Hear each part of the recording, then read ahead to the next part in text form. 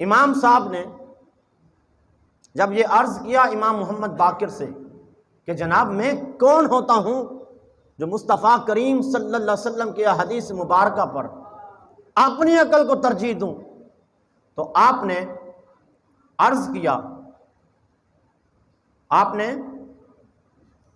کیا پہلا مسئلہ یہ پوچھا کہ حضور کیا مرد کمزور ہے یا عورت؟ مرد کمزور ہے یا توجہ کرنا، مسئلہ آپ کو یاد بھی ہو جائے تو اچھی بات ہے۔ مرد کمزور ہے یا؟ اب امام ابو حنیفہ پوچھ رہے ہیں کن سے؟ امام محمد باقر سے، کیونکہ کچھ حاسدین نے حسد کی وجہ سے امام محمد باقر کو یہ بات آ کر بتائی تاکہ امام باقر ان کے خلاف ہو جائیں، کیونکہ خانمادہ نبوت ہے، یہ خلاف ہو جائیں۔ جب یہ مسئلہ ہوا مدینہ پاک میں ملاقات ہو گئی، تو جب یہ بات کی تو امام ابو حنیفہ امام محمد باقر سے پوچھتے ہیں کہ حضور والا کیا مرد کمزور ہے یا عورت؟ تو امام محمد باقر نے ارشاد فرمایا مرد کی نسبت عورت کمزور ہے، مرد کی نسبت عورت کمزور ہے۔ تو پھر امام صاحب نے فرمایا کہ عورت کے لیے وراثت سے کتنے حصے ہیں؟ عورت کے لیے وراثت سے کتنے حصے ہیں؟ تو آپ نے ارشاد فرمایا کہ مال وراثت سے مرد کے 2 حصے ہیں، عورت کا 1 حصہ ہے۔ جب یہ مسئلہ پوچھ لیا نا، اب اہل علم جو ہوتے ہیں وہ بات بھی طریقے سے کرتے ہیں، لڑ نہیں پڑتے کہ آپ نے یہ بات کیسے کر دی، آپ فقیہ تو تھے ہی۔ جب آپ نے یہ مسئلہ پوچھ لیا نا اور جواب بھی مل گیا کہ مرد جو ہے عورت سے مضبوط تر ہے، مال وراثت میں 2 حصے مرد کے ہیں، 1 حصہ عورت کا ہے، تو اب امام ابو حنیفہ عرض کرنے لگے حضور والا یہ آپ کے نانا جان کا فیصلہ ہے، یہ فیصلہ آپ کے نانا جان کا ہے، یعنی آقا کریم کا ہے۔ فرمایا اگر میں آپ کے نانا جان کے دین اور احادیث کو اپنے قیاس کے بنا پر تبدیل کرنے والا ہوتا تو میں مال وراثت سے مرد کے لیے 1 حصہ، عورت کے لیے 2 حصے قرار دیتا، کیونکہ اصول یہی ہوتا ہے کہ جو کمزور ہو اس کو مال تھوڑا زیادہ دیا جائے، جو قوی ہو اس کو کم دیا جائے۔ حضور والا اگر میں اپنی قیاس پر اس پر تبدیل کرنا چاہتا تو میرا فیصلہ تو یہ ہوتا کہ عورت کو زیادہ دیا جائے کیونکہ عورت کمزور ہے، مرد کو تھوڑا دیا جائے، وہ قوی ہے۔ میں نے عقل سے بات نہیں کی، میں نے وہی قانون، وہی فیصلہ جو آپ کے نانا محمد نے ارشاد فرمایا تھا، ابو حنیفہ بھی اسی پہ عمل کرتے ہوئے مسئلہ یہی اخذ کیا ہے، مسئلہ یہی اخذ کیا ہے۔ دوسرا مسئلہ فرمایا کہ یہ بتائیں کہ مسئلہ یہ ہے روزہ، نماز اور روزہ دونوں عبادتوں میں افضل کیا ہے؟ نماز اور روزہ فرض دونوں ہیں، فرض دونوں ہیں۔ اب امام محمد باقر سے پوچھ رہے ہیں کہ دونوں عبادات میں افضل کون سا ہے، روزہ افضل ہے یا نماز؟ تو حضور امام محمد باقر ارشاد فرماتے ہیں یقیناً نماز روزے سے افضل ہے، نماز روزے سے افضل ہے۔ آپ نے فرمایا عرض کرتے ہیں حضور آپ کے نانا جان کا فیصلہ ہے، اگر میں آپ کے نانا جان کے لیے، نانا جان کے دین اور احادیث کو قیاس سے بدلنے والا ہوتا تو میں حیض و نفاس سے فارغ ہونے والی عورت کو حکم دیتا کہ وہ روزے کی قضا نہ کرے بلکہ نماز کی قضا۔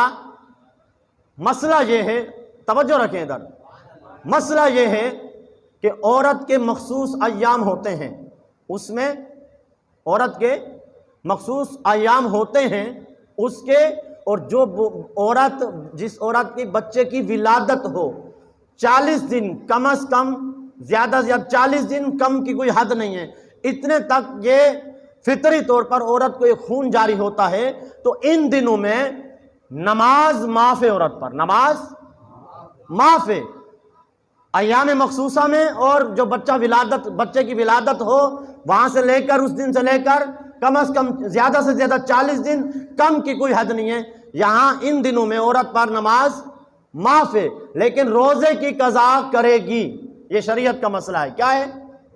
روزے کی قضا کرے گی۔ اب امام صاحب عرض کرتے ہیں حضور والا اگر میں اپنی عقل پہ بات کرتا، اپنی عقل سے مسئلے خز کرتا، تو بات تو یوں کرتا کہ نماز روزے پر قضا نہیں ہے، کیونکہ روزہ افضل عبادت نماز کے مقابلے میں نہیں ہے۔ نماز افضل عبادت ہے، نماز افضل عبادت ہے، اس پہ نماز کی قضا نہیں ہے۔ تو اگر روزے کا مسئلہ، روزہ چونکہ نماز کے مقابلے میں افضل عبادت نہیں ہے، تو میں روزے کی قضا اس پر نہ کرتا۔ ہم چونکہ آپ کے نانا محمد مصطفیٰ صلی اللہ علیہ وسلم کے شریعت کا فیصلہ یہ ہے کہ عورت روزے کی قضا کرے گی، نماز کی قضا نہیں کرے گی۔ حضور والا، اگر میرا فیصلہ یہ ہوتا تو میں اس کا الٹ کرتا، چونکہ میں ایسا کرنے والا نہیں ہوں، میں آپ کے نانا کا بھی غلام ہوں، آپ کا بھی غلام ہوں۔ میرا فیصلہ وہی ہے جو مصطفیٰ کریم کا فیصلہ ہے۔ توجہ ہے آپ کی؟ ہلکی سی سبحان اللہ کہہ دو یار، کوئی بات نہیں۔ تیسرا مسئلہ، تیسرا توجہ ہے آپ کی؟ امام صاحب نے عرض کیا کہ حضور والا، امام محمد باقر سے پوچھ رہے ہیں، امام محمد باقر سے پوچھ رہے ہیں، حضور والا یہ بتائیے کہ پیشاب زیادہ پلید ہے یا منی؟ انسان کا پیشاب زیادہ پلید ہے، ناپاک ہے یا منی؟ تو آپ نے فرمایا، امام محمد باقر نے ارشاد فرمایا کہ پیشاب منی سے زیادہ ناپاک ہے، پیشاب منی سے زیادہ ناپاک ہے۔ حضور امام ابو حنیفہ رحمۃ اللہ علیہ عرض کرتے ہیں، آپ عرض کرتے ہیں حضور والا یہی فیصلہ آپ کے نانا کا ہے؟ کہا جی بالکل۔ فرمایا اگر میں قیاس سے دین یا حدیث مبارکہ کو تبدیل کرنے والا ہوتا، اگر قیاس سے عقل سے احادیث اور دین میں تبدیلی کرنے والا ہوتا تو پھر پیشاب کرنے سے غسل فرض قرار دیتا، منی کے نکلنے پر غسل طہارت فرض کرتا۔ چونکہ میں نے ایسا نہیں کیا، حالانکہ ناپاک زیادہ پیشاب ہے، منی زیادہ ناپاک نہیں ہے۔ اگر میں عقل سے فیصلہ کرتا تو پیشاب کرنے پر ہر مرتبہ غسل کو فرض قرار دیتا، منی کو نہیں، کیونکہ آپ کے نانا محمد کا یہ فیصلہ ہے کہ پیشاب پر غسل نہیں، وضو فرض ہے، منی پر غسل فرض ہے۔ ابو حنیفہ عقل سے کام نہیں لے رہا، نانا محمد مصطفیٰ کے فیصلے پر عمل کر رہا ہے۔ جب یہ بات کی امام محمد باقر، وہ خانوادہ نبوت جو بیٹے امام زین العابدین کے ہیں، جنہوں نے ڈائریکٹ دین اپنے بابا زین العابدین سے سیکھا۔ زین العابدین نے ڈائریکٹ دین مدینہ سے لے کر کربلا تک اپنے اپنے بابا امام حسین سے لیا۔ امام حسین نے مدینہ کی سرزمین سے لے کر جناب والا مصطفیٰ سے بھی دین سیکھا، ماں زہرا سے بھی دین سیکھا، بابا علی سے بھی دین سیکھا ہے۔ انہوں نے کیا کیا؟ جب یہ تین مسئلے پوچھ کر، مسئلے کی وضاحت کرنے کے بعد سوال بھی پوچھا، جواب بھی بتایا اور اپنا مسئلہ بھی وضاحت کے لیے پیش کیا کہ وہ جو حاسدین کہہ رہے ہیں کہ میں اپنی عقل سے بات کر رہا ہوں، کہا کہ عقل کس سے ملی ہے؟ مصطفیٰ کے دعا سے ملی ہے۔ عقل سے کام لے رہا ہوں لیکن ان جاہلوں کی طرح نہیں، میں نانا محمد مصطفیٰ صلی اللہ علیہ وسلم کی برکت سے دین بھی سیکھ رہا ہوں، امت کو سیدھے راستے میں بھی چلا رہا ہوں۔ جب یہ مسئلہ بتایا، مسئلہ بتانے کے بعد امام محمد باقر کھڑے ہو گئے، آپ کے پیشانی پر بوسہ دیا۔